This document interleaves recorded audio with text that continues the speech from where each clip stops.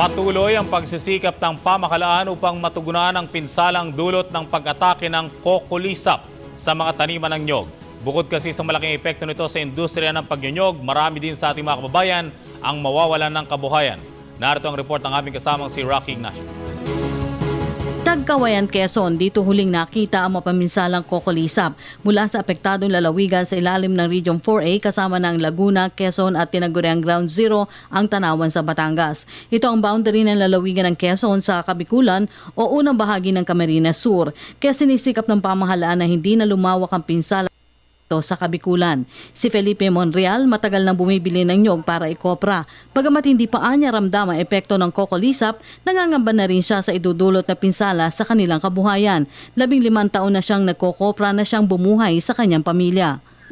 Wala pa po at kasi hindi pa po naman masyadong lumalaganap dito sa lugar na ito. Parang may napapansin pa lang po kami pa isa-isa. Ayun nga po ang parang isang tinatanong namin kung sakaling ito ay lumaganap nga dahil itong atin dito sa Quezon, itong Chaong ay medyo laganap na siya. Nga po ang isang kinatatakot namin dito kung paano ito masusugpo.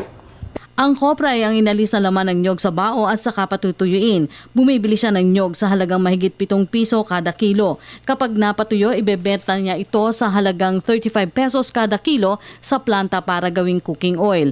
Para sa kanya, hindi lamang ang pamilya niya ang maapektuhan kundi pati na rin ang consumers. Talagang overdaul po naman ito talagang ating itong produkto ay kung sakali epektuhan ay di pa paano nga po.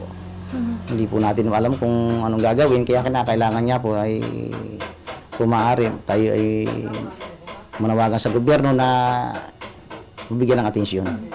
Itong nakita namin sa bahagi ng Chaong, Quezon. Bagamat hindi kami tiyak na ito talaga ang tsura ng puno sa pinsala ng kokolisap, sinabi ni Monreal na natutuyo at halos wala nang itinitirang dahon at bunga ang kokolisap. Kaya ganoon na lamang ang pasalamat nito ng kumilos na ang pamahalaan para pigilan pa ang pinsala nito.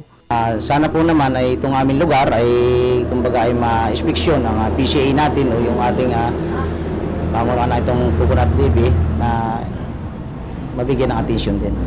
Naglatag na ang pamahalaan ng mekanismo para mapigilan pa ang lawak ng pinsala ng kokolisap sa ilalim ng Executive Order 169. Kabilang dito ang paggamit ng friendly kulisap.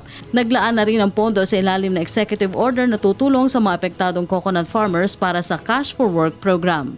Para sa Telebisyon ng Bayan, Rocky Ignacio.